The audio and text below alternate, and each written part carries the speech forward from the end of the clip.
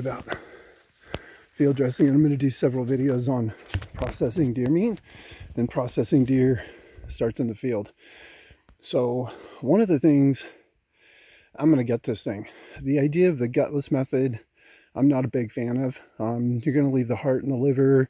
You're going to have a hard time getting some of the rib meat off, or even the tenderloins. It just makes it way easier to move that thing around. So I'm just going to gut it, and then we're going to start caping it out and taking it apart on the ground. So, but I'm going to get it drug out the rest of the way to where I'm going to start that process, because I don't want to do it back here in my hunting spot and bring a bunch of predators in, because I still have a doe tag. So anyways, we get to work, and if the saw is not running, I'll talk a little bit about what I'm doing and how I'm doing it along the way, and how to take these things apart depending on how you like to eat deer and what each cut would be used for. So you can expect some upcoming videos over the next couple weeks on that. That little hook knife makes it real easy to split the skin down the legs and anywhere you need to. It's super sharp though.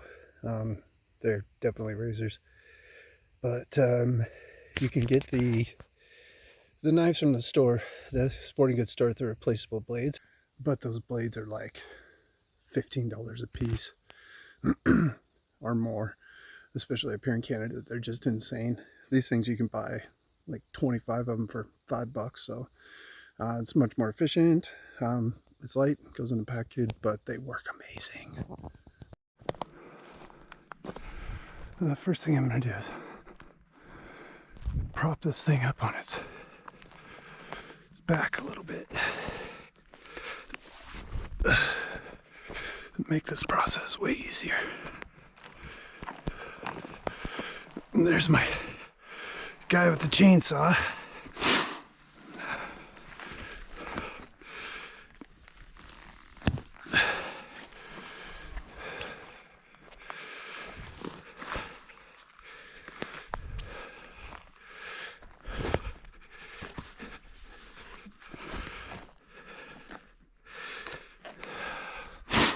Okay.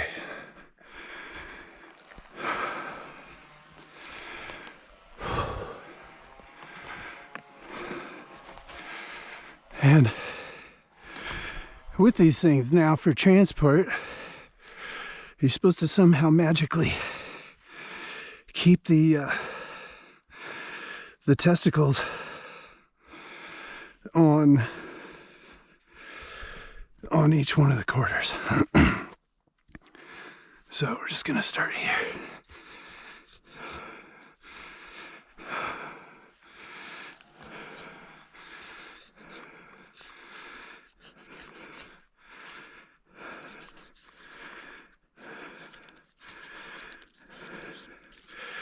Which is okay, I guess, because we're gonna cook those babies up too.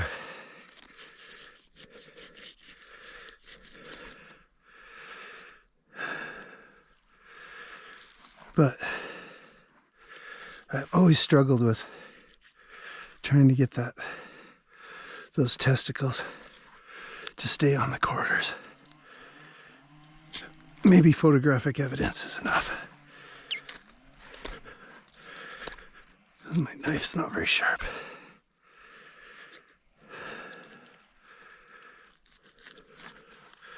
So we just want to get this out of the way.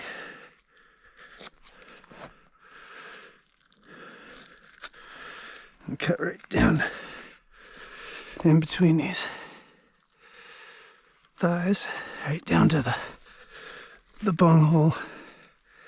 This cord for the penis comes out the hole in the back of the pelvis where the butthole is.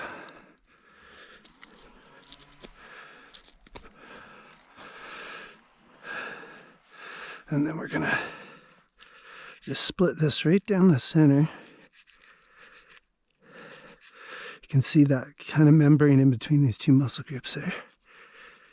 So we're gonna try to stay right on that. It'll take us right down to the top of that bone that we need to split. And this pelvis bone can be a bugger to split, but my grandpa would always just take a rock and put the blade on here like this, and then hit the back of the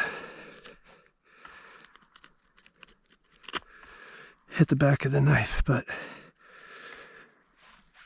we have some technology. So now you get to see a little bit of what I keep in my pack. And this guy is one of the things that I keep in there.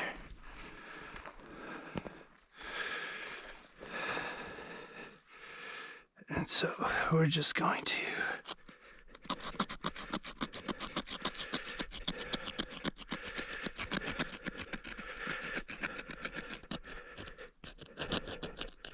there we go. And it'll just come apart like that, and then we're just gonna give that a little push. Okay, from here we're gonna go the other way. So we're gonna put our fingers underneath that stomach lining, in between keep the actual stomach away from the knife. So you just put your fingers on each side and hold it still, and that way you're not gonna puncture a gut or your finger.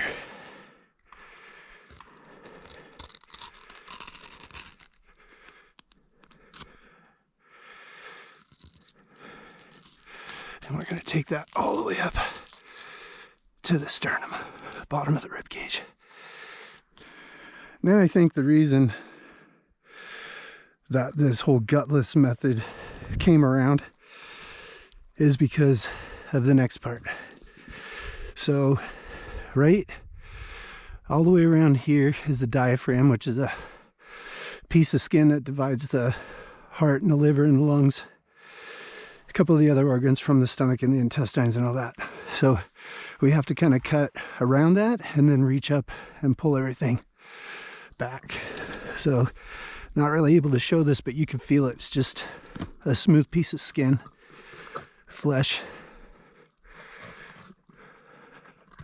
When I get the guts out, I'll show you where it is.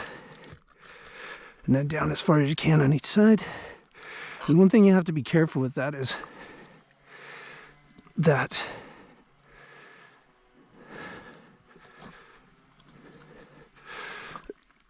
is right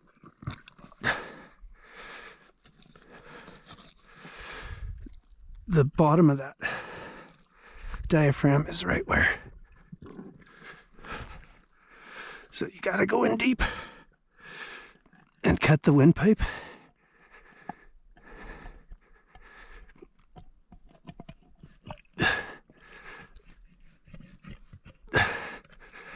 And then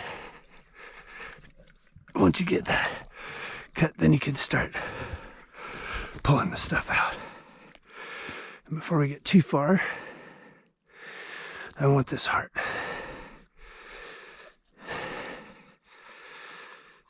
This is one of the best parts of the deer. So you just cut it off right at the top. And then we're gonna just get the blood out of it. And then the liver's gonna be right here somewhere too. There it is. So what I was talking about with the diaphragm down by the spine is it's right where the tenderloins start. And if you get too excited about cutting that diaphragm off or ripping it out, you can end up taking a chunk of your tenderloins. Here's the tenderloins right there. So we did good. Okay, the liver's right on top here. So it's this kind of bluish. And we're just gonna try very carefully, without cutting into anything else, just cut this away from everything here. That's the spleen. Here we want the liver on this side.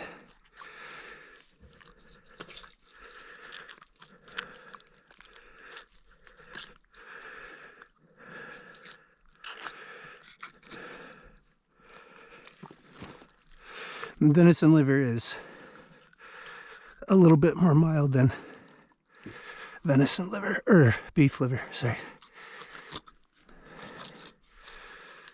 There we go.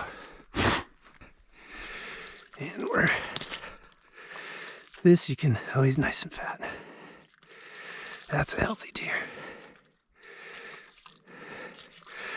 You can't really do anything with venison fat. It's kind of what I would call tallowy. I don't know if that's the right word, but it sticks to your mouth. You might be able to render it if you're inclined to do so, but we're not going to do that. And you got to watch out. Here's the urine, and we definitely don't want to cut that. And then the cords for the testes, and then we're just going to try to go around the backside of this poop chute.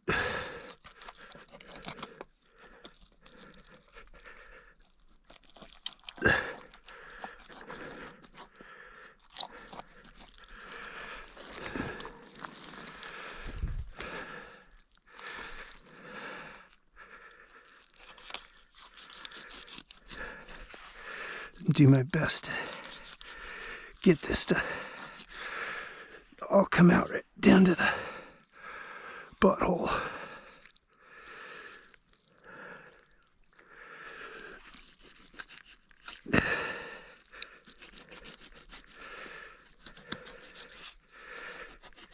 There we go. Okay.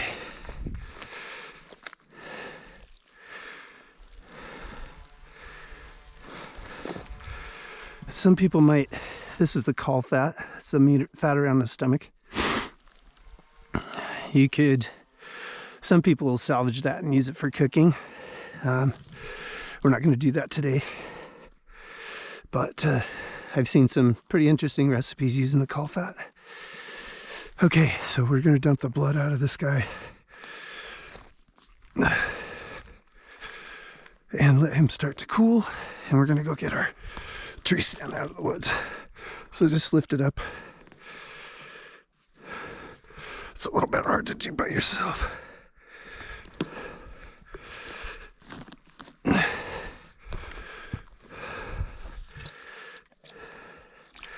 Don't get all that blood out of there. And I'll see if we can just find a stick to prop that open. Let that baby start to cool.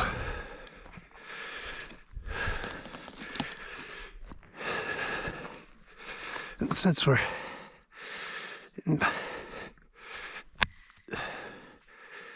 done hunting in this spot back here, we're just gonna pull my stand out. I'm gonna use some of this grass and get cleaned up and go get our gear. Okay, so I'm just starting to get ready to start taking this thing apart and put it in the bags. So how you like your meat, how you cook your meat will dictate how you process your deer. So I'm going to show you how I like to do it and what I like to do with each piece of meat and what kind of recipes go along with that. And I'm going to be very detailed about this. There's going to be several videos coming out over the next probably month. Cooking videos, processing videos, all the way from burger to different kind of roasts, like tons and tons of recipes. We got tons of recipes for this. And which cuts are good for steak and which ones are good for roast and all of that. So, but basically what I'm going to do, I'm out in the woods and have no place to hang this thing up. So we're going to process it on the ground. But I'm just going to split it right up through here, all the way up to the throat. And then from here up the inside of the legs on both sides, around the lower part of the leg, and then peel everything back. And then once I get that done, we'll lay it completely over on this side, and then basically just peel the hide back and then start taking our chunks off and putting them in game bags. I'm not going to bore you with the skinning and all of that, but I'll kind of break it down step by step as we go through this. First thing I'm going to do is get those tenderloins out of there.